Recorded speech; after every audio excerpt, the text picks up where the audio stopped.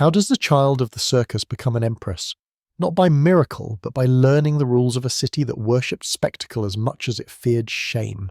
Constantinople around the year 500 after Christ glittered like hammered gold in the morning and smelled like smoke by night. From the sea the city rose in terraces of marble and brick, its forums paved for triumphal processions that no one had time to celebrate anymore. At the summit, the Augusteion and the great palace flashed with porphyry columns and inlaid floors, where servants walked on tiptoe careful not to leave dust behind. Below, crooked streets funneled people toward the market and the harbour, where the shouts of fishmongers braided with the rasp of saws, the thud of amphorae on stone, and the unending chorus of languages, Greek, Latin, Armenian, Syriac, Coptic, carried on the wind like sails. The city was a miracle of order lashed to a beast of appetite. Between its churches and its taverns, its monasteries and its brothels, life moved in the rhythm of prayer bells and betting horns. At its heart lay a building that made and unmade loyalties the Hippodrome. Imagine a stadium vast as a valley, stone tiers stacked in crescents around a ribbon of sand where chariots hissed past like knives. The blues and the greens were not merely sports clubs. They were families, gangs, parishes, parties, neighbourhoods in colour. Men swore by them the way they swore by saints. Senators cultivated them. Emperors feared them. In the imperial kathisma, the royal box cantilevered over the track, the sovereign could show himself to his people without setting foot in their streets, and the people protected by numbers and distance could shout up their petitions and their threats with a courage that deserted them in alleys. Politics here was not confined to decrees. It was measured in the volume of the crowd and the length of the ovations. Theatre, religion, law and lust, nothing remained separate for long inside that oval of sand. In one of the low rooms behind the animal gates there worked a man named Acacius. He was not a senator, not a driver, not even a singer. He was a keeper of bears, fur, muscle, hunger and stink. His job was as dangerous as it was unglamorous. He fed them, soothed them, coaxed them into pens and out again at the right drumbeat, mended harnesses, swore at handlers, who left doors unlatched, spat black from the smoke of torches that had to burn day and night to mask the animal reek. Each morning before the city had warmed, he checked teeth and claws, counted heads, listened for a cough that meant infection. A bear that sickened could ruin a day's programme, a bear that panicked could kill a dozen men. When people spoke of Acacius in the quarter, they meant solid, careful, unlucky, only in the sense that all poor men were unlucky when an ankle turned a fever rose or a boss changed moods. He had a wife and 3 girls. He told them stories about snowfields beyond the Danube where his bears had come from, where rivers froze like iron and men wore the same pelt for a year. He laughed easily, but his hands, when they touched his daughter's hair, always smelled faintly of meat. Hey there, before we go on, tap like and subscribe if these stories make you pause, reflect or smile. And now tell me, where in the world are you joining me from tonight and what hour has history found you at? I want to hear your story. One afternoon in a season when the city's air hung heavy with summer, rot and spiced wine, a gate failed. Perhaps a pinwork loose, perhaps a porter left it half dropped. Perhaps the bear decided, as beasts sometimes do, that men's rules no longer applied to him. The story in the quarter said Acacius took the blow himself. He pushed a boy aside, reached for the iron and caught a paw across the ribs that split him like thin tile. He did not die at once, which for the kind of poverty they lived in was the worst fortune of all. There was a little money for oil and bandages, none for doctors with Greek on their lips and gold in their eyes.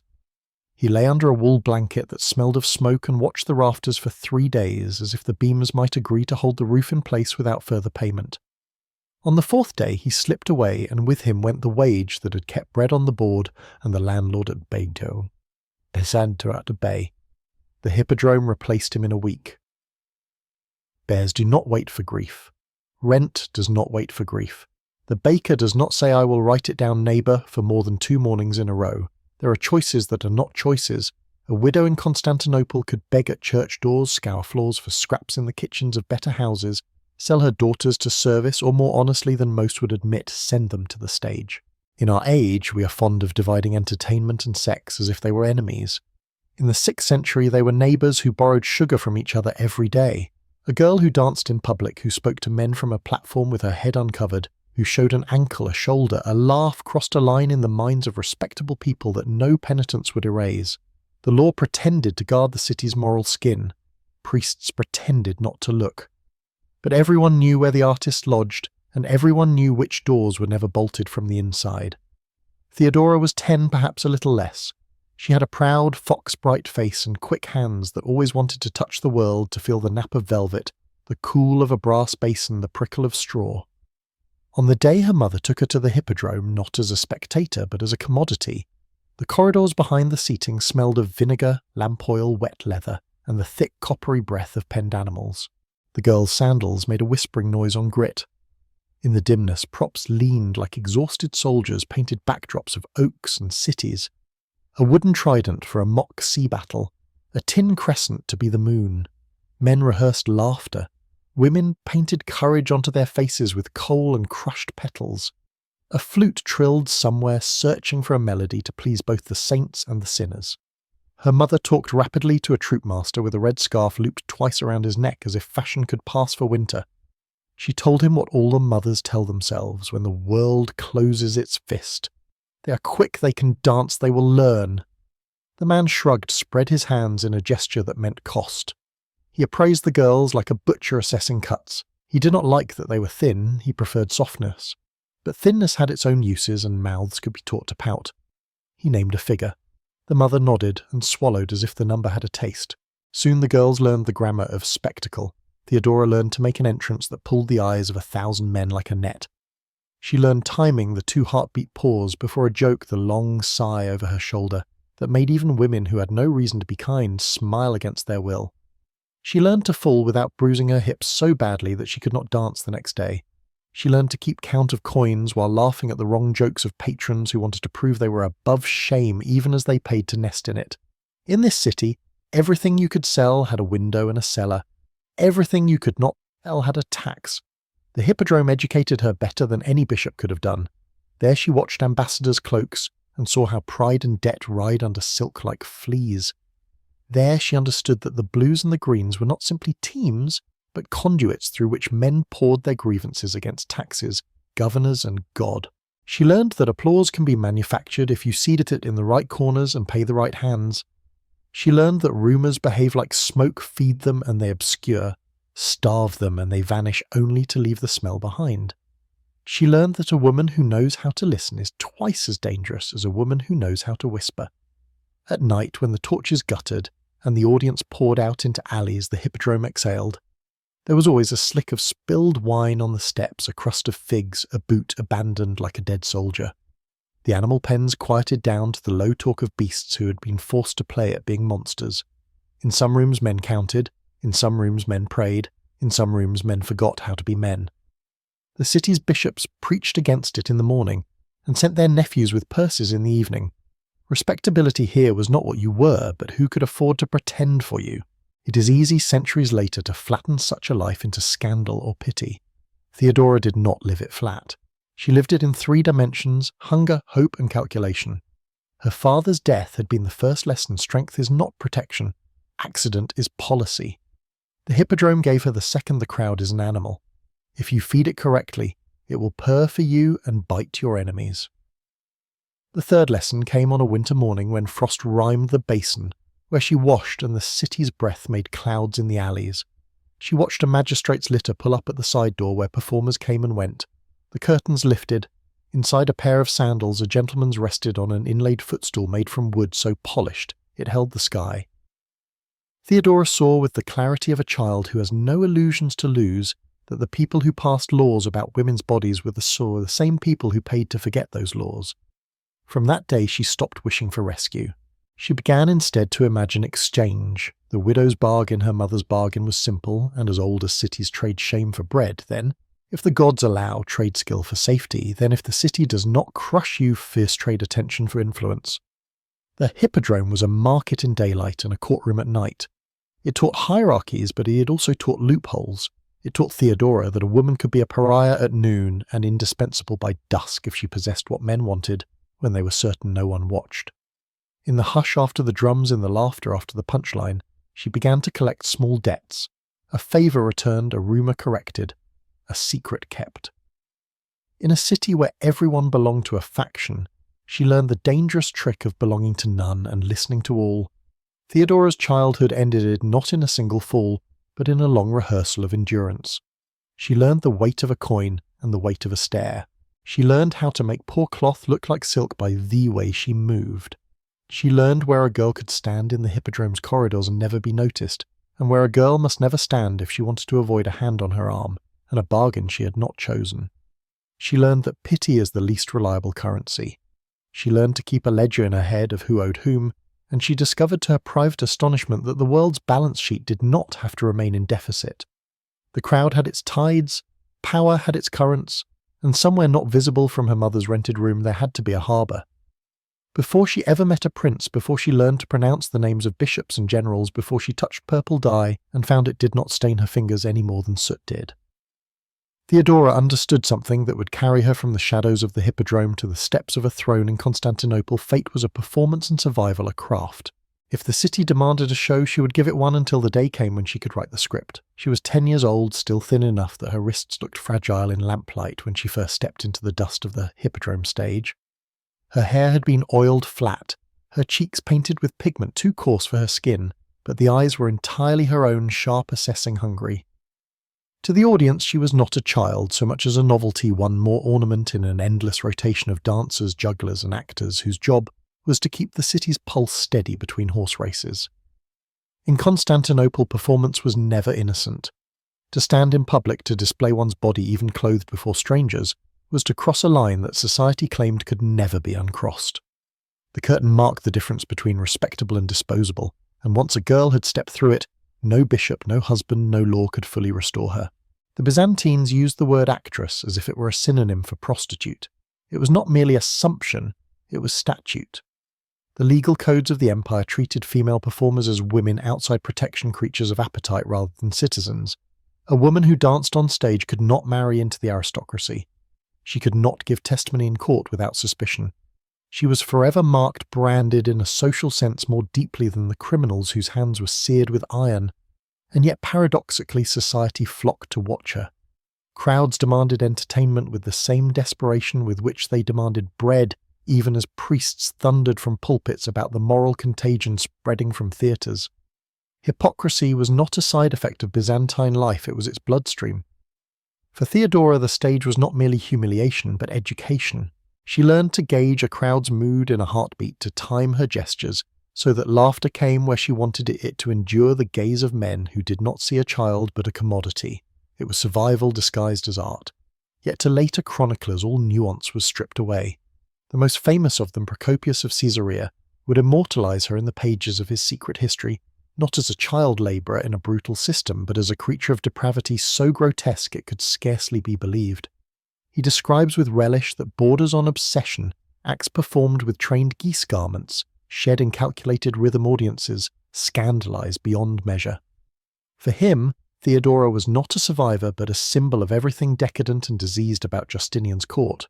His portrait is so venomous that modern historians debate whether it reflects fact fiction or the twisted pleasure of a man who despised seeing a woman wield power. And yet lurid as they are, Procopius's tales cannot be dismissed outright. Constantinople's theatres did blur boundaries between performance and prostitution. An actress might well be expected to offer her body as readily as her lines. But the intensity with which Procopius lingers on the details, how he paints her as insatiable, inventive, monstrous in appetite, says less about Theodora herself and more about the society that produced such a narrative. Byzantine misogyny thrived on extremes. Women were either saints or sirens, martyrs or harlots. There was little patience for complexity. A woman who stepped into public life had to be framed as a warning, and the more terrifying the example, the more useful the moral. What makes this distortion so revealing is not simply that it targeted Theodora, but that it reflects a broader cultural panic about women in public. The city tolerated prostitutes in brothels hidden in alleys where they served as a pressure valve for male desire. What it feared was the woman who could command an audience, shape a crowd-bend attention in her direction. That was power, however unacknowledged, and power in female hands was suspect. To paint her as obscene was to strip her of authority, to reduce her from a political actor to a cautionary tale. Procopius was not just gossiping, he was participating in a larger project of control. And here's the irony, his venom ensured her survival in memory. Had she been only another nameless actress, she would have dissolved into the dust of the hippodrome, one more forgotten body in a city built on them. But by making her monstrous, he made her unforgettable. His hatred kept her alive in history as much as Justinian's love ever did. Theodora, long before she sat beside an emperor, learned the dark economy of scandal that infamy once earned could be weaponized. She wore the sneer of society as armor, and if she could not yet turn that into legitimacy, she could at least turn it into recognition. Even at 10, even in the jeering air of the hippodrome, she was beginning to grasp a truth that would carry her to the throne, that the same city that condemned her could not look away. By 15, Theodora was no longer the wide-eyed girl stumbling through backstage corridors. She had become one of Constantinople's most notorious courtesans, her name murmured in taverns, in the stables of senators, in the candle-lit rooms where governors let their masks slip. Men came to her not only for her body, though all agreed her beauty was disarming, a kind of radiance that cut through smoke and sweat like a shard of glass. What drew them back again and again was her tongue, quick-biting, merciless in its wit. She could flatter without seeming servile, mock without provoking anger, and coax secrets out of men who thought they were testing her. In a city that's fed on performance, she had mastered the subtler theatre of conversation. Procopius, even while dripping venom onto parchment, admitted perhaps unwillingly that she had a mind that could pierce armour. She read people as if they were texts. Their posture betrayed arrogance, their silences revealed guilt, their laughter exposed weakness. A general might enter her chamber believing he was in command and leave realizing too late that he had laid bare not just his flesh, but his fears. This was the paradox of her profession. Though condemned as lowly, it placed her within arm's reach of the very men who governed provinces and commanded armies. In the haze of incense and wine, they spoke more freely than they ever did in council halls. For Theodora, every dalliance was also an education. History has other examples of such women outcasts who turned stigma into leverage. In Rome, the courtesan Volumnia Cytheris travelled with statesmen, shaping reputations with her verses and her presence at banquets. In Edo period Japan, the oyen and later the geisha existed in a parallel role, not mere companions of the night, but women, schooled in poetry, music, calligraphy, politics. They created salons where men tested ideas as much as desires, where a misplaced word might spread faster than an official decree. In Paris, centuries later, salonières would do something similar under more respectable titles. The pattern repeats across cultures, women denied official power, condemned as immoral, finding ways to wield influence precisely in the margins where men thought they were safe. Theodora belonged to this lineage, though she had no vocabulary to name it. She understood instinctively that her wit was more dangerous than her beauty. Beauty drew a man close, but wit could tether him, compel him, even frighten him. In whispered banter, she could reframe a man's failures as someone else's fault, stroke his pride into rashness, or plant a doubt that bloomed into hesitation. By 15, she had already crafted the persona that would one day make her formidable at court, a woman who listened more than she spoke, then spoke just enough to remind you she had been listening all along. Her fame was double-edged. To the respectable classes, she was an object of disgust, her very existence proof of a society in decay. To the powerful men who sought her out in secret, she was irresistible, an intoxicating mixture of body and mind. And to herself, she was a student memorizing the patterns of arrogance and ambition that ruled the empire. She was still legally a pariah, a body for sale in the eyes of the law, but she was already gathering the tools that would one day make her something far rarer, a ruler who had learned power from the inside out. Theodora had risen higher than most in her world of flickering torches and whispered propositions, yet she soon discovered that her ascent had a ceiling made not of circumstance but of law. However clever, however beloved in the city's taverns and guarded villas, she remained what the state had branded her an actress, and therefore in Byzantine eyes a prostitute. And the law was merciless in its clarity. The Byzantine code's airs of Roman precedent, sharpened by Christian morality, classified women into rigid categories. At the top stood the honest effeminae wives of senators, daughters of generals, nuns, whose chastity was a public trust. Below them came the humiliorous wives of tradesmen, farmers' daughters, shopkeepers' sisters, all of whom might live with hardship but at least bore no stigma. And then pressed into the lowest rung were performers, actresses, dancers, courtesans, branded by statute as outside the realm of respectability. For them the law did not merely regulate, it condemned. They could not marry men of rank, nor pass property freely to their children, nor testify without suspicion. If a nobleman did take such a woman into his bed, the act was not only scandalous, but legally null. The children branded illegitimate in perpetuity. The message was unmistakable. The stage was not a path upward, but a cage. However many admirers Theodora charmed, however much coin she gathered, that she remained bound by an invisible chain thicker than iron. Even if she bought fine clothes, she could not buy legitimacy. Even if she entertained senators, she could never become their wife. Even if she displayed a mind keener than the clerks drafting decrees, she could never hold office. Law here did not merely reflect morality, it manufactured it, reinforcing the fiction that women who sold spectacle had sold their souls and could not reclaim them. For Theodora, this realization must have struck with particular force.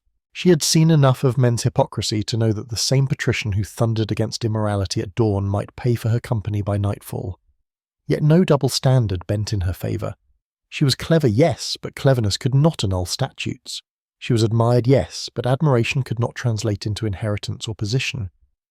The rules of the empire drew a line across her future, and she could already see where it ended.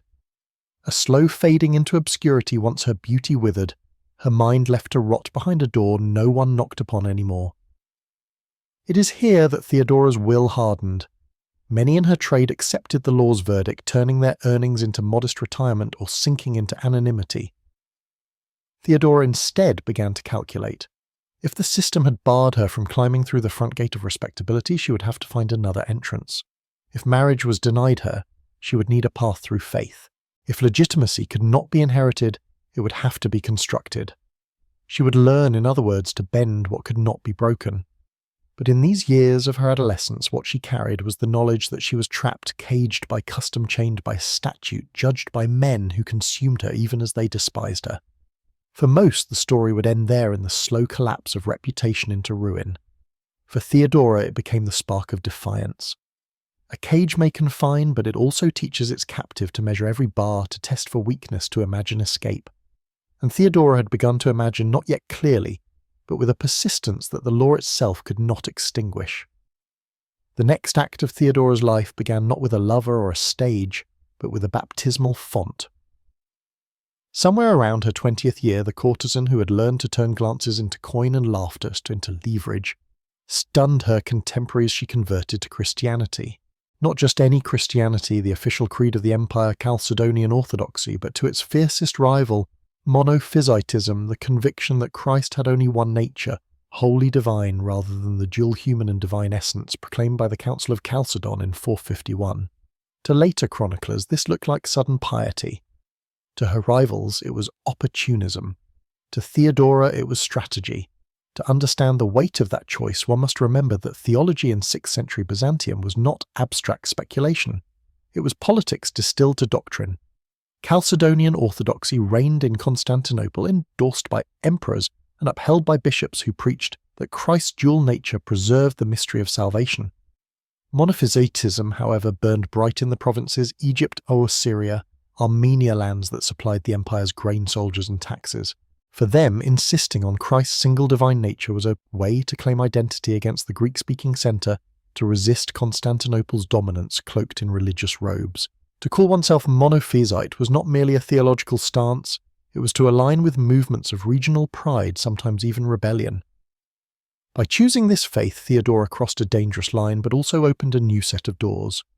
No longer merely an actress who had abandoned her craft, she became a woman of religious conviction, a repentant sinner welcomed into the circles of wealthy monophysite patrons.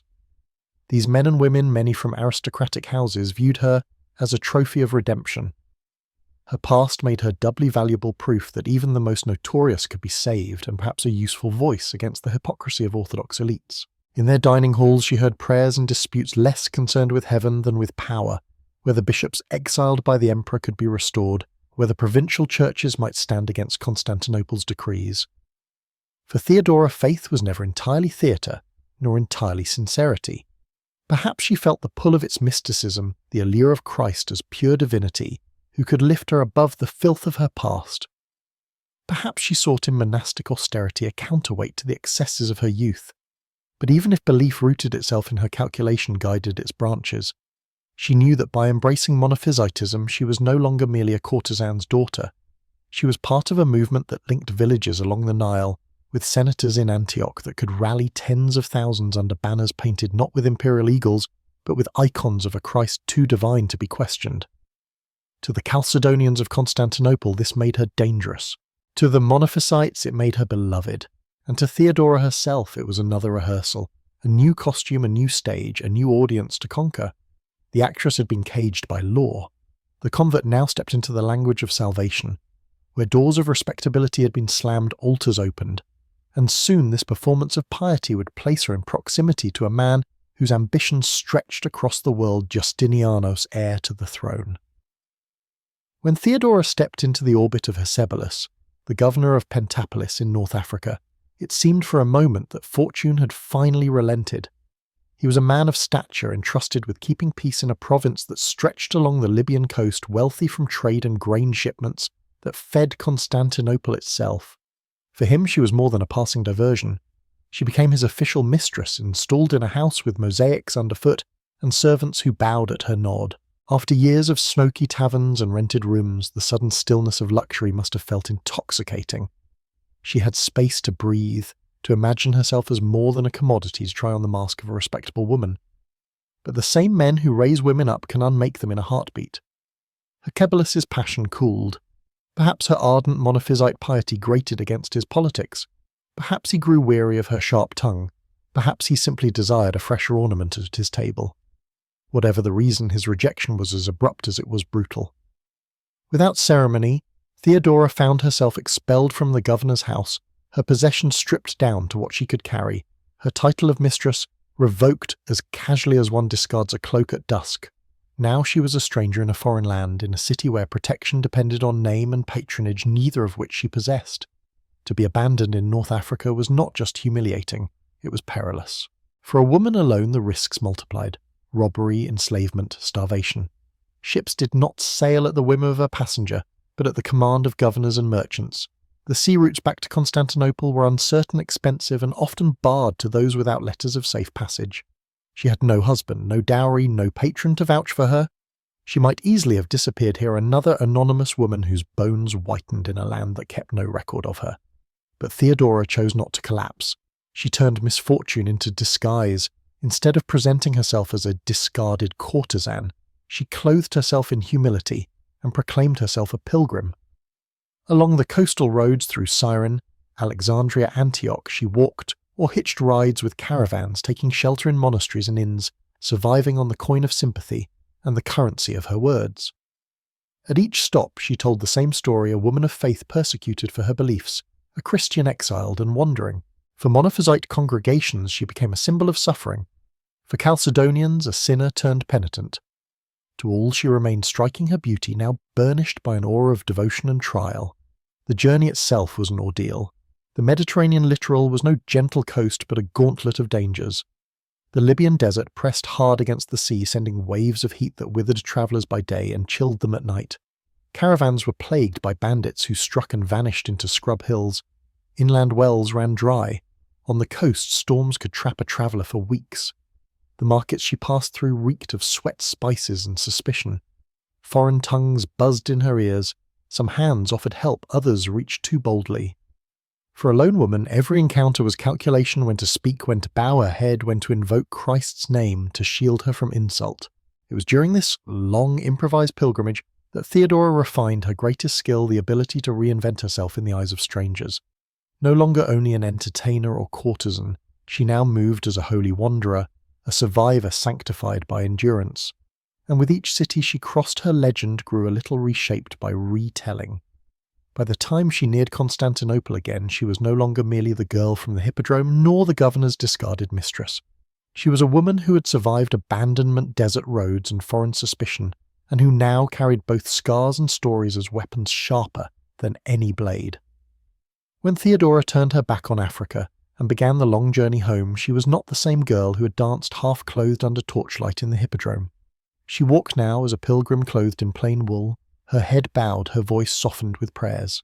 At each city where she stopped, Cyrene with its fading Roman columns, Alexandria where the harbour swarmed with sails, Antioch with its streets still echoing from earthquakes, she wove the same tale, a woman of faith driven from comfort, persecuted for her devotion, surviving only by the mercy of God and the kindness of strangers. It was a masterstroke of self-presentation. To men who still saw only her beauty, she added the fragrance of piety. To women who might have scorned her past, she offered the story of redemption. In a world obsessed with sin and salvation, a repentant courtesan could move hearts more deeply than a cloistered virgin. She was the embodiment of a favourite sermon theme, the lost sheep returning to the flock, and the monophysite faithful, always hungry for proof that their cause was righteous, embraced her as if her suffering were theirs. By the time she reached the Bosporus again, her reputation had begun to transform. She was no longer just Theodora the actress, Theodora the courtesan. She was Theodora the penitent, the pilgrim, the survivor of exile. Constantinople had seen many performers, but few could command sympathy across such divides. Reinvention was her greatest art. It was then that she encountered a woman who would change the trajectory of her life. Macedonia, once a dancer herself, now the wealthy wife of a patrician. Macedonia saw in Theodora something unusual. Where others might have noticed only a beautiful widow of fortune, Macedonia recognized the glint of ambition and the steel of survival. She extended her hand, introducing Theodora into drawing rooms and salons where senators, generals, and bishops debated as fiercely over doctrine as they did over taxes. To modernize, the speed of such transformation might seem improbable. How could a woman so infamous in her youth carve out a new role among the elite? But Byzantine society, for all its rigidity, had its cracks. The empire was enormous, layered with factions, parties, and rivalries. A person who could shift masks convincingly could slip through. Reinvention then as now was a skill prized by survivors. The actress becomes the penitent. The exile becomes the pilgrim. The courtesan becomes the confidant. In this sense, Theodora was not unlike figures we know today. Immigrants who rebrand themselves in new countries, celebrities who pivot from scandal to sainthood, entrepreneurs who rise from bankruptcy to billion-dollar empires. The forms change, but the principle is the same. When society writes one role for you, survival may depend on rewriting the script yourself. For Theodora, this return as a pilgrim was not the end of her journey, but its true beginning. She had proven she could reshape her image at will, and now under Macedonia's wing she was poised to step into the dangerous, glittering world of power, where image was currency and reinvention could mean not just survival, but sovereignty. The salons of Constantinople were not salons as we know them today. No powdered wigs, no rococo mirrors, but crowded chambers lit by oil lamps, the air thick with incense and wine, where senators rubbed shoulders with bishops, merchants whispered into generals' ears, and women like Macedonia moved with quiet authority among them. It was in these rooms, with their tapestry-hung walls and their conspiratorial murmurs, that Theodora's pilgrimage ended and her true ascent began. Macedonia, seasoned by her own past as a dancer who had married into the patriciate, guided her protégé with a steady hand. She knew precisely which introductions would raise eyebrows and which would raise opportunities. One evening, amid debates on taxation and theological squabbles, Macedonia placed Theodora in the path of a man who seemed almost out of place in such glittering company, Justinian. He was already known as the emperor's favoured nephew heir, apparent to the throne of the Eastern Roman Empire. But he was no playboy prince, no perfumed aristocrat coasting on lineage. Justinian had come from the dust of Illyria, a peasant's son whose uncle Justin Faustinus had clawed his way to the throne from the ranks of the imperial guard. The nephew carried that raw provincial determination in every line of his face. His accent betrayed rustic origins, his habits betrayed monastic discipline. He was a man who woke before dawn, who slept barely 4 hours, who spent his nights poring over Roman legal codes and theological treatises instead of banquets. Courtiers joked he was married to his work, but Justinian wore the jest like a crown. To many he seemed a contradiction, a visionary obsessed with restoring the old Roman Empire to its ancient grandeur, and yet a man who quibbled over the tiniest points of doctrine as if the nature of Christ were as urgent as the defence of the frontiers. He believed with unshakable conviction that God had marked him for greatness, that his empire was a divine trust, and that compromise was a sin. His zeal frightened some, bored others, but fascinated Theodora. Here was a man who, like her, had clawed his way upward through grit and calculation. He was not born into purple, he had seized it by proximity, persistence, and a refusal to yield. Their first exchanges were not romantic. They were sharper, more dangerous, two minds circling each other, measuring ambition against ambition. Justinian found in her something he had never encountered at court, a woman who could spar with him in conversation, who could answer his theological musings not with silence but with argument, who could puncture his abstractions with observations from the street. While bishops assured him of divine providence, Theodora reminded him of the hunger that stalked Constantinople's alleys. While senators flattered his grand visions, She whispered about the corruption gnawing at their foundations, and for Theodora the recognition was mutual. Beneath Justinian's zeal and discipline she glimpsed a loneliness as raw as her own. A man who worked himself to the bone was also a man who feared that without work he was nothing. A man who dreamed of empire was also a man haunted by fragility. She had watched men posture all her life, and she knew the difference between arrogance and vulnerability. In Justinian she saw both, and she understood at once that together they could be dangerous in ways neither could be alone. It was not love at first sight. It was something rarer recognition, a meeting of two survivors who knew that power was a performance and survival a craft. The actress and the ascetic, the courtesan and the scholar, each looked across the crowded salon and saw not an ally, not yet a lover, but the possibility of conquest writ large. The law was clear, carved into the codes with the bluntness of stone. No member of the imperial household could marry an actress, a courtesan, or any woman touched by the stage. Respectability once lost was irretrievable in the eyes of Byzantine statute, and yet Justinian, nephew to the emperor, heir to the most powerful throne in the known world, ignored it. He took Theodora into his home not furtively but openly, as if daring the city to object. She attended gatherings at his side, her presence as shocking as a scarlet banner in a cathedral. She was no longer the penitent pilgrim, she was the partner of the empire's future ruler. The court gasped. Senators whispered that the very fabric of order was unraveling. In marble halls and perfumed atriums, patricians traded stories of her past, the hippodrome, the stage, the geese. They spoke the name Procopius with relish, invoking his gossip as proof that Justinian had gone mad. One courtier, half in jest, muttered that the empire would be ruled by a harlot. Another replied that it already was, for she had the prince in her bed. Even households that owed Justinian loyalty found themselves embarrassed. To defend him was to condone her.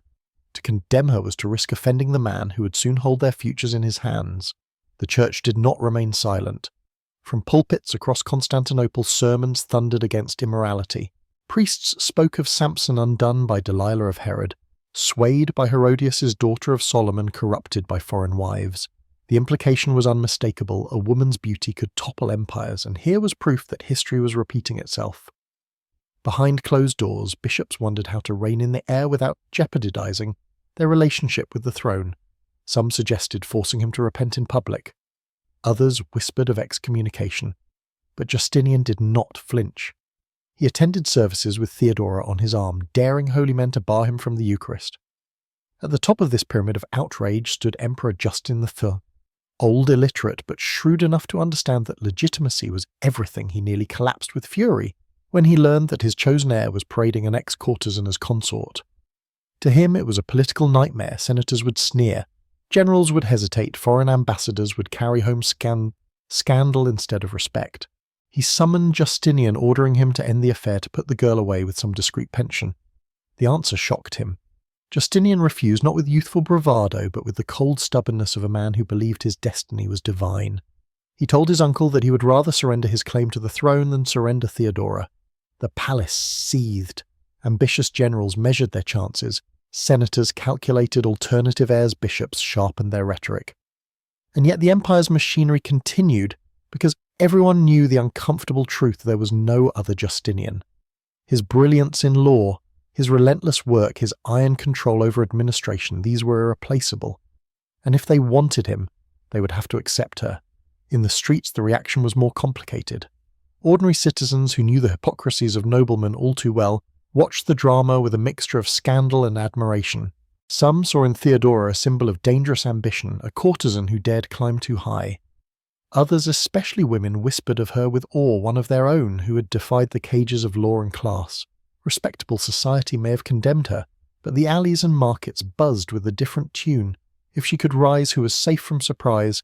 Thus Constantinople stood divided, its marble facades vibrating with gossip and resentment, its pulpits vibrating with warning, its emperor trembling with rage. And at the centre of it all, two figures who had recognized in each other the same relentless hunger: Justinian and Theodora, living together in open defiance of law, morality and tradition, daring the empire to choose between scandal and its most capable heir. The scandal might have devoured them both had Theodora not remembered a precedent hidden in the palace's own annals. Years earlier, the Empress Lupicina, wife of Justinian himself, had been a performer before her marriage. The law had looked the other way once she wore the diadem. If the emperor could take a former actress to his side, why should his nephew be denied the same? It was a dangerous argument, for it struck at the hypocrisy of the throne itself. But Theodora, ever the strategist, reframed Lupicina's story not as a shame to be concealed, but as a model to be formalized. Justinian seized the idea and pressed it with the determination that only he could muster. He reminded his uncle that law was not a prison, but an instrument that the empire itself had survived because it adapted. To preserve stability just in verse, they must issue a reform allow. Our actresses who had publicly renounced their former life to marry into the aristocracy. This was no surrender to scandal, Justinian argued, but a bold modernization, a way to show that even the empire's laws could be merciful when faced with true repentance. The emperor fumed, senators grumbled, bishops balked, yet the alternative was worse: to alienate his nephew and heir, perhaps to trigger factions into rebellion. And so in 525 a new statute quietly appeared in his imperial codes, a clause granting repentant actresses the right to marry men of high rank. It was a technical change, a single crack in a wall of marble. But through that crack Theodora stepped into history. The wedding itself was held in the Hagia Sophia, not yet the soaring dome of Justinian's later reconstruction, but already the beating heart of Eastern Christianity. Its very stones carried weight. Here emperors were crowned patriarchs, enthroned victory processions ended in thanksgiving. For Theodora to stand at its altar was to shed the last vestiges of pariahhood.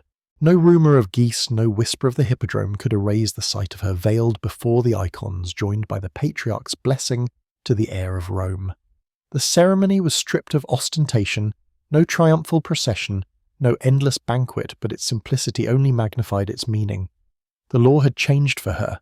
The church had bent for her. The empire itself had redefined legitimacy to accommodate her presence.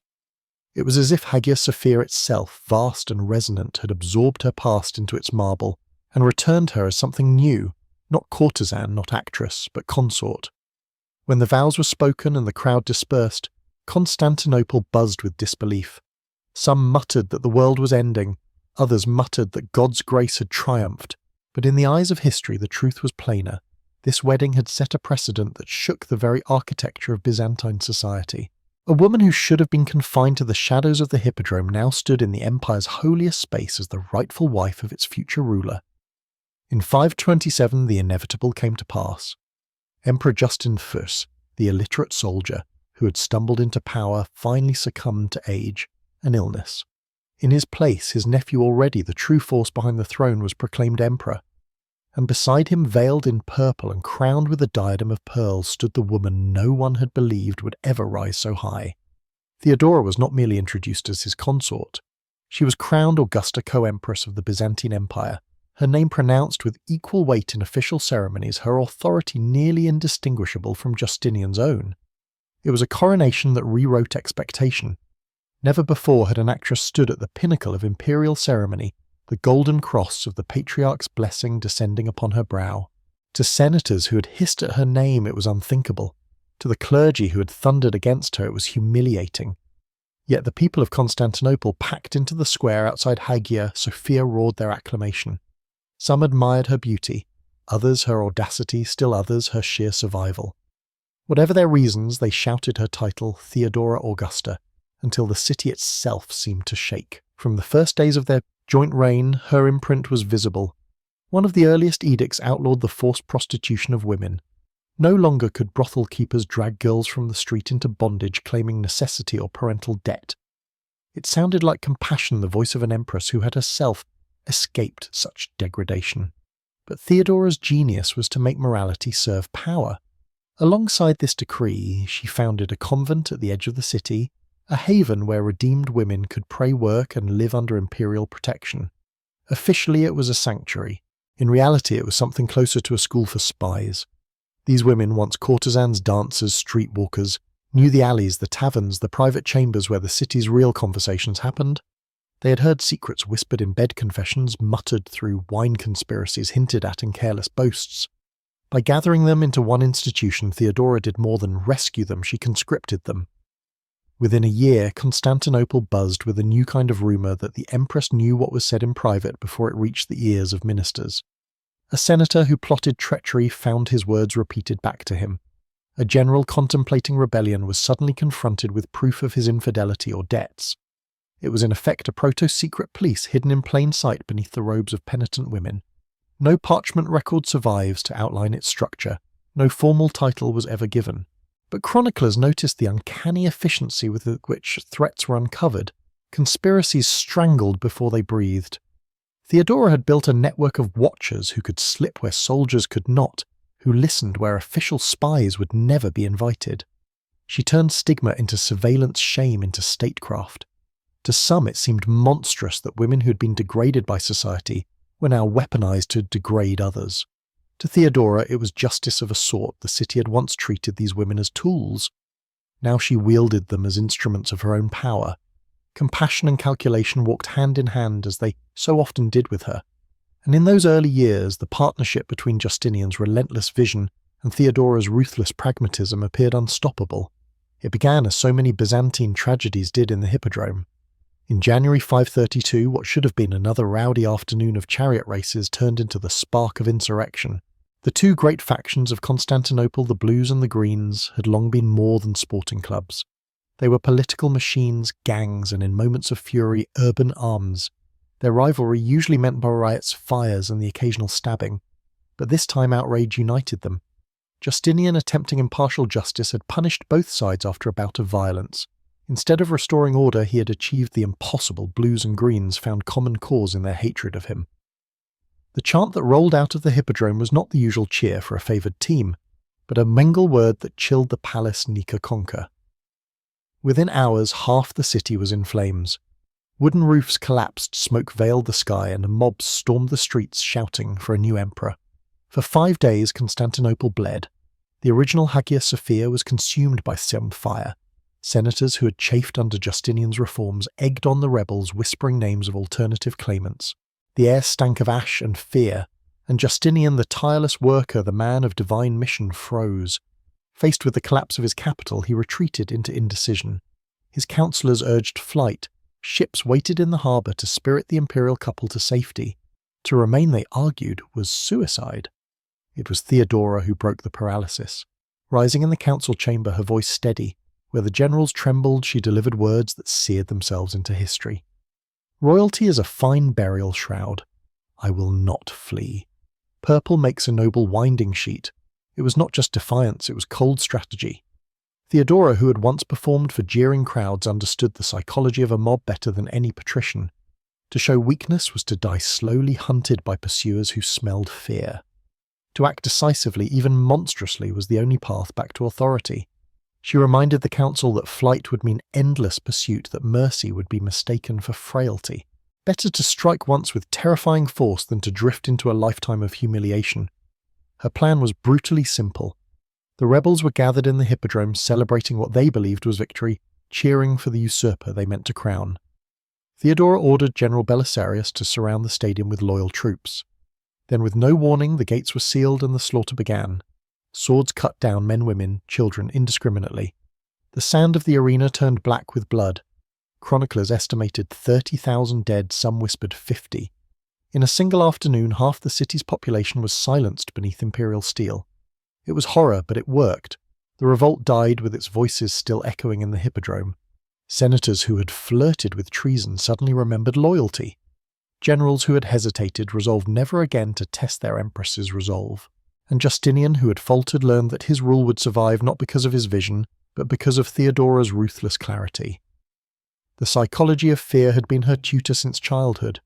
She had once danced on those very sands, watching how laughter could turn to cruelty in a heartbeat, how power depended on holding an audience in thrall.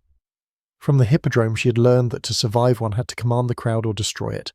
In 532 she applied that lesson at an imperial scale. Mercy to her was not virtue but suicide.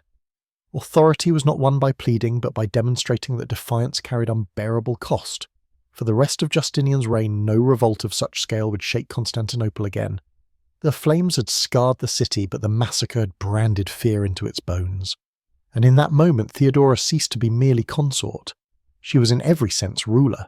When the smoke of the Nika revolt finally drifted away, Theodora understood what the survivors did not. This was not the end of danger, but the beginning of her reign by fear. Violence had crushed the mob, but violence alone could not keep an empire in check. Fear needed roots, and roots needed eyes and ears, so she wove her web. The network began with the women she had already gathered. The so-called redeemed prostitutes in her convent. They slipped into banquet salons and bathhouses as servants, entertainers, companions. They listened when senators spoke too freely after wine, when generals bragged about ambitions, when bishops muttered doubts about doctrine. They passed what they heard into Theodora's hands, who knew better than anyone how a whispered confidence could become a weapon sharper than a blade. But she went further. Aristocrats discovered that a sudden debt forgiveness, or an unexpected invitation to dine with the imperial couple, came at a price silence. Those who resisted found their secrets, and a fare, a bribe, a whispered heresy laid bare before their peers. Theodora rarely needed to destroy her opponents outright. More often she kept them dangling useful precisely because they were compromised. She did not rule through law alone, she ruled through anticipation, making every senator wonder what she already knew. To modern ears it sounds eerily familiar. Her methods anticipate the bureaucratized paranoia of the 20th century, the Stasi's vast files on East German citizens, the KGB's intricate web of informants, even the dossiers compiled by secret police in fascist or communist regimes. What Theodora pioneered in the 6th century was the same principle later perfected with typewriters and wiretaps, that knowledge, especially forbidden knowledge, was power, and that fear of exposure could be more effective than chains.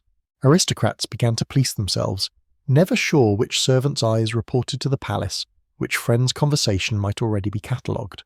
Generals delivered loyalty reports directly to Theodora before they dared approach Justinian. Bishops adjusted their sermons to align with whispers they thought had reached the throne. It was a silent empire of surveillance, one that required no official name because everyone understood its presence. What made her system so potent was not its brutality, but its subtlety. The Stasi jailed thousands, the KGB executed rivals. Theodora often needed only a gesture, a carefully timed favour, a reminder that she was listening. Where law stopped, her shadow network began filling the cracks of power with invisible threads. The result was a polity held less by devotion than by dread. A court where every smile hid suspicion, and every bow concealed the question, "What does she know about me?" In the decades that followed, Justinian would be remembered for his laws and conquests, but those who lived under him remembered something else, that the empire itself seemed to have grown eyes. And those eyes belonged not to the emperor, but to the woman beside him, the former courtesan who had turned scandal into sovereignty. John of Cappadocia was by all accounts a genius of administration. As Praetorian prefect, he had done what few thought possible, balanced the imperial treasury, streamlined taxation, and poured coin into Justinian's wars and monuments without bankrupting the state. He was indispensable, and he knew it. That arrogance made him dangerous. More than once he sneered at Theodora's influence, muttering that an ex-courtesan had no business steering the ship of empire. He despised her methods, her shadow network of spies, her habit of bending law to suit her will, and in return she loathed him not only for his insults, but for the fact that Justinian trusted him. Theodora understood that John's brilliance made him untouchable in the emperor's eyes. To strike directly would be to provoke Justinian's wrath.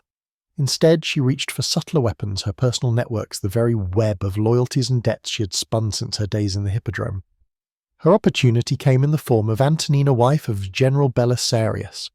Antonina was beautiful, calculating, and most importantly Theodora's confidant. When John began to court her in secret, his infatuation played directly into the Empress's hands. Letters were exchanged, trysts arranged. Antonina, coached by Theodora, allowed just enough intimacy to keep John entangled, just enough indiscretion to lure him into speaking his mind. Pillow talk turned to politics. John boasted that he could convince Justinian to cast off Theodora, that the empire would be stronger without her interference. He hinted at plots at alliances waiting to be forged once she was out of the way. Every word made its way back to the Empress. When the time was right, Theodora moved. She presented Justinian with evidence drawn from John's own letters to Antonina, phrases lifted out of context, notes rewritten by skilled hands to sound like treason. A suggestion of removing obstacles became a plot to murder the emperor. A complaint about policy became proof of sedition. Justinian, heartbroken but convinced, believed his most trusted minister had betrayed him. John was arrested, dragged from his office in chains. Torture wrung from him confessions that need not have been true. Exile to Egypt followed, where the once mighty prefect wasted his years in a monastery copying scripture instead of drafting laws. His career was shattered, his name poisoned. Theodora had accomplished what even the Nika rebels could not. She had struck down the empire's most competent administrator without raising a sword. What mattered was not just the fall of one man, but the method. Theodora had weaponized intimacy, turned personal relationships into political knives. Where generals wielded armies and prefects wielded coin, she wielded people, their secrets, their weaknesses, their desires. To her friendship could be a leash love, an entry point betrayal, a carefully staged performance. John of Cappadocia never understood that he was not seduced by Antonina, but by Theodora herself, moving pieces across the board from the shadows. It was the purest expression of her power, the ability to destroy a rival without appearing to move at all, leaving only whispers and wreckage behind. Religion in Justinian's empire was never a private affair. Doctrine was destiny, creed was currency. To rule Constantinople was to rule not only its armies and treasuries, but also its pulpits. On this battleground, husband and wife stood on opposite sides of the altar. Justinian was an orthodox loyalist defender of the Council of Chalcedon, convinced that Christ possessed two natures, human and divine, in perfect harmony. Theodora remained monophysite, persuaded that Christ had only one nature, wholly divine. To modern ears, it may sound like theological hair-splitting. To the 6th century, it was enough to fracture provinces, spark riots, and divide the very body of the empire. Officially, Justinian pressed the orthodox line. He exiled monophysite bishops, issued laws against heresy, and proclaimed himself the bulwark of doctrinal purity. His legitimacy depended on it. To seem lax on orthodoxy was to invite accusations that he was unfit to rule a Christian empire. Yet even as he thundered, Theodora was quietly working in the opposite direction. In the private apartments of the palace, monophysite priests found refuge. Bishops expelled from their sees were housed under her protection. Monasteries in Syria and Egypt received imperial funds not from Justinian's hand, but from hers. She was building what can only be called a parallel church. While the Orthodox hierarchy strutted through Constantinople's cathedrals, Theodora cultivated loyalty in the provinces. Egypt and Syria, the empire's breadbasket and manpower reservoir, leaned heavily monophysite. Their bishops and congregations saw in her not merely an empress, but a patron saint of their cause. When taxes grew harsh or governors overreached, it was Theodora's emissaries who soothed them with promises of protection. When rumours of rebellion stirred her network of clerics, reframed loyalty to the empire as loyalty to the woman who shielded their faith. This dual policy was a masterpiece of cynical statecraft. To the Orthodox establishment, Justinian appeared the uncompromising guardian of truth, disciplining heresy with law and fire.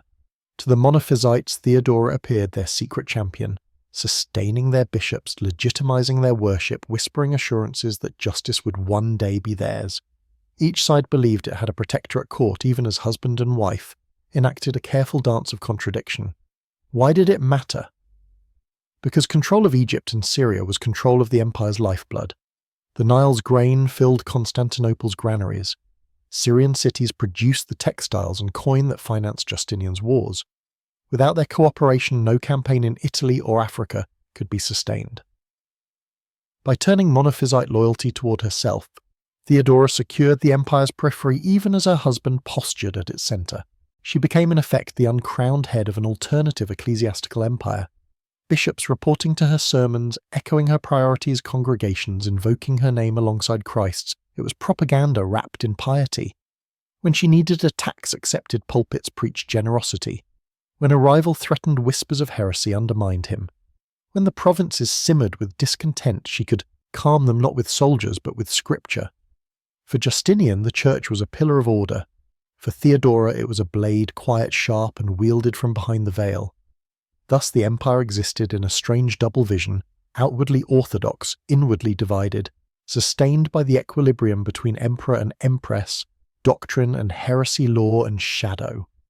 And at the heart of that balance was Theodora, proving once again that what appeared contradiction was in her hands a weapon. By the mid-540s, Theodora had grown practiced in turning doctrine into leverage, but her boldest stroke was still to come, one that reached beyond Constantinople's walls and into the heart of Rome itself. The papacy, though weakened by centuries of imperial interference, still carried enormous symbolic weight. Whoever controlled the Bishop of Rome could claim spiritual authority across the Latin West, a prize Justinian coveted for his project of restoring the old Roman Empire. For Theodora, it was also a battlefield to protect her Monophysite allies. The clash came with Pope Silverius. A quiet man elevated under Gothic influence in Italy, Silverius opposed the Monophysites and resisted Theodora's repeated petitions to reinstate exiled bishops. She even wrote him directly an extraordinary breach of protocol for a Byzantine empress urging clemency. His response was curt, bordering on defiance. The integrity of the church, he declared, could not be compromised. In that moment, Silverius sealed his fate. Theodora's eyes turned to Belisarius, the empire's greatest general, then leading campaigns in Italy. Belisarius owed much to her patronage and more to his wife Antonina, Theodora's confidant and ally. Through Antonina, the empress whispered instructions the pope was to be removed. Charges were fabricated treason collusion with the Goths, serious enough to topple even Rome's bishop. Belisarius, loyal soldier that he was obeyed.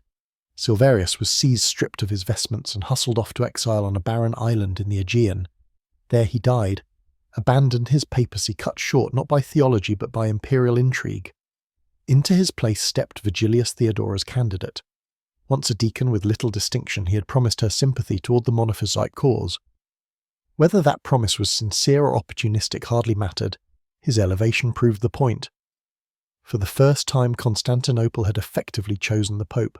The empress, who had once been barred from respectability, now decided who wore the fisherman's ring in Rome. The significance was staggering. The Roman papacy had long styled itself as the heir of Peter, claiming moral supremacy over Christendom. Yet here was proof that the Bishop of Rome could be unseated and replaced at the will of Byzantium's rulers.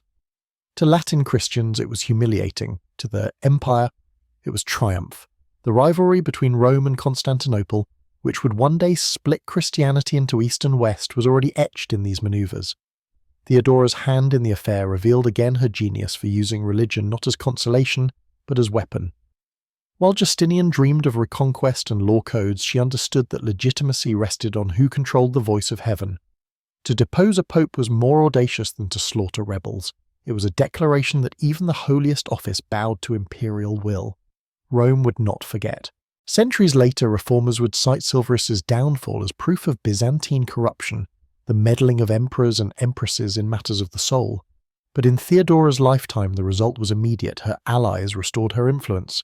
Stretched from the Bosporus to the Tiber, her name whispered not only in Constantinople's chapels but in Rome's basilicas. A courtesan turned empress had for a moment made herself arbiter of Christendom itself.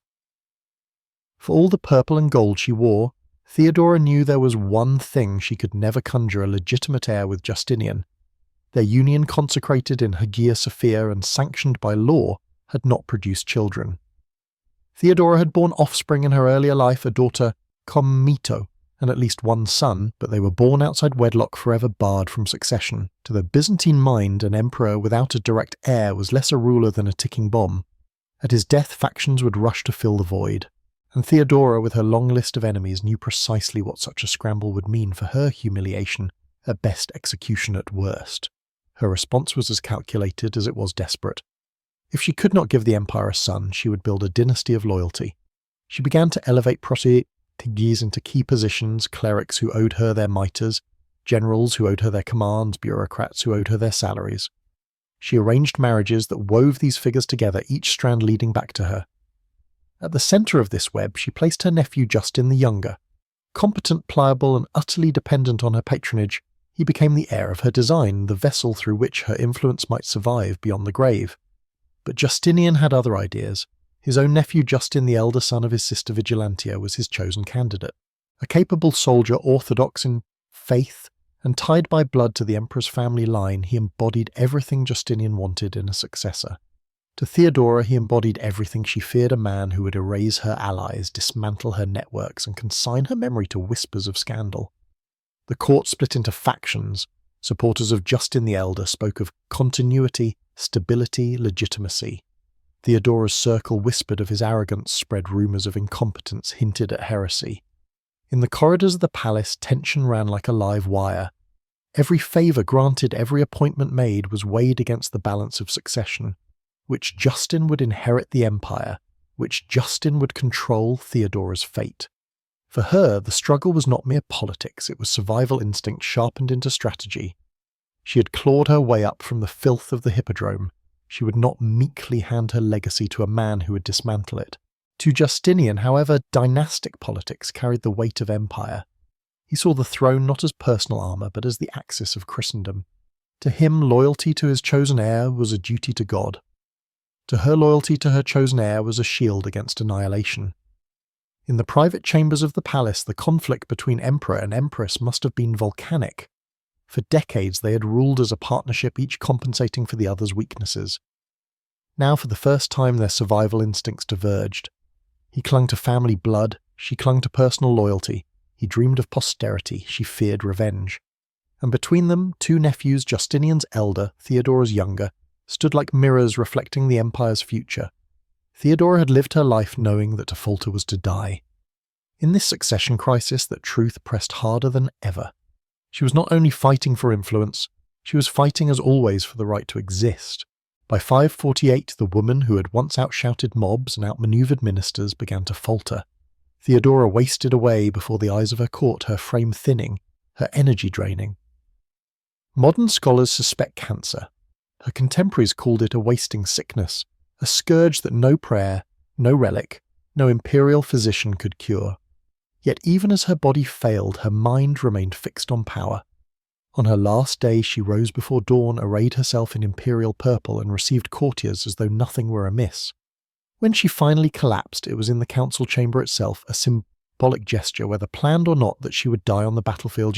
She had chosen politics. In those final hours, Justinian was frantic, summoning physicians from across the empire. Theodora silenced them with characteristic clarity. First she ordered the room cleared. "Do not let them see me fall," she is said to have whispered. "They will begin to plan for your end before mine is complete." Even on the brink of death, she was 3 moves ahead, warning her husband of treacheries that would erupt the moment her watchful eye was gone. She reminded him who among his ministers were trustworthy, who among his generals harboured secret resentments, and who among the bishops could be swayed with promises. She even urged him to secure the loyalty of the guard before announcing her death. The courtesan turned empress, the penitent turned ruler left the world as she had lived in it, calculating, unsentimental, unafraid. She died at 48. Her funeral was staged at the Church of the Holy Apostles, where emperors were laid to rest. Justinian spared no expense. Delegations from every province, purple banners, rippling choirs chanting psalms until their voices cracked. Her body was sealed in a porphyry sarcophagus, a stone reserved for emperors. Even in death she defied precedent. The woman once barred from respectability was now entombed among Rome's heirs, a queen in all but name. Without her the empire staggered. Justinian reigned for another 17 years, but never again with the same iron balance. Revolts rekindled at the edges of the empire. The aristocracy, no longer cowed by her network of spies, grew bolder in corruption. Monophysite communities once sheltered by her hand endured in Egypt and Syria, their survival shaping loyalties when the Arabs arrived a century later. Theodora's shadow stretched far beyond her grave. And what finally do we make of her? Some chroniclers called her a demon in purple, a tyrant who ruled through fear. Others, especially in monophysite communities, revered her as a saint who defended the oppressed. The truth lies uneasily between. She was both destroyer and protector, both pariah and queen. She was not virtuous in the way we wish leaders to be.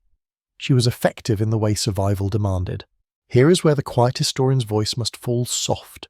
Theodora's life reminds us that power is not a moral prize. It is a tool, and tools cut both ways. Survival often asks for choices that virtue cannot sanction. She chose survival, and in doing so altered an empire. Was she heroine or tyrant? That depends less on her than on what we believe power should be. Look across centuries and you find her lesson unchanged. Authority is never secure, only performed. Legitimacy is not given but made and remade. And survival, whether of a woman in the hippodrome or an empire on the Bosporus, depends on the willingness to do what others cannot. Theodora's purple shroud has long since crumbled, her sarcophagus sealed, yet the questions she leaves us remain sharp as ever. What is the price of survival? Can cruelty ever be justified by stability? And is effectiveness in the end the only morality power truly knows? History often hides its sharpest lessons behind the veil of scandal and few lives illustrate this better than that of Empress Theodora. Her story, beginning in the filth of Constantinople's hippodrome and ending in the jewelled sanctity of a porphyry tomb, offers more than spectacle. It offers a mirror. When we strip away the pageantry, what remains is a study in survival power and the choices that shape both. The first lesson is the power of reinvention. Theodora was born into a world that had already judged her. To perform on stage was to be branded for life. To survive by prostitution was to be exiled from respectability, yet she refused to remain in the role assigned to her. She learned to change her costume, to recast her reputation, to retell her own story. From actress to courtesan, from pilgrim to penitent, from consort to co-empress, she mastered the art of transformation. In our own world, where careers falter, reputations suffer, and failures sting, the capacity to rewrite one's narrative remains just as vital. We are not the sum of our past labels. We are the stories we dare to tell about ourselves. The second lesson is that knowledge is more enduring than beauty, charm, or luck. Theodora wielded intelligence like a weapon, listening. Where others talked, remembering what others forgot, predicting what others ignored. Her network of informants may seem ruthless, but it illustrates a deeper truth: information creates advantage. In our time, information is more abundant than ever, yet many drown in it without purpose. Theodora reminds us that it is not the volume of what we know, but the precision of how we use it that defines power. The third lesson lies in courage under pressure. When Constantinople burned during the Nika revolt and Justinian prepared to flee, Theodora stood and declared, "Purple is a noble shroud."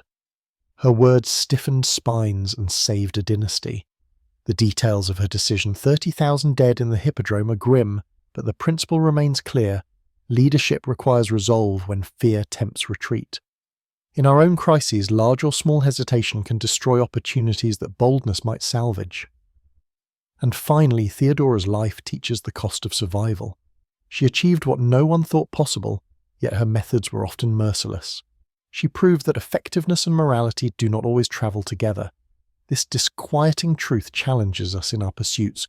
Whether personal success or collective leadership, where do we draw the line? Do we value comfort in ideals or results in reality? Each generation must answer for itself. Theodora has been called both saint and tyrant heroine, and harlot saviour and schemer. Perhaps she was all of these at once, but her life's echo is unmistakable. Power is never given freely. It is seized by those willing to step beyond expectation. For us, her story is not a call to cruelty, but to clarity, to recognize that survival, reinvention, knowledge, and courage remain as essential today as in the marble courts of Byzantium. In the end, the lesson is not to admire her uncritically or condemn her entirely, but to see in her the unvarnished mechanics of power, and to ask ourselves with honesty when the moment comes, what price are we willing to pay for our own survival?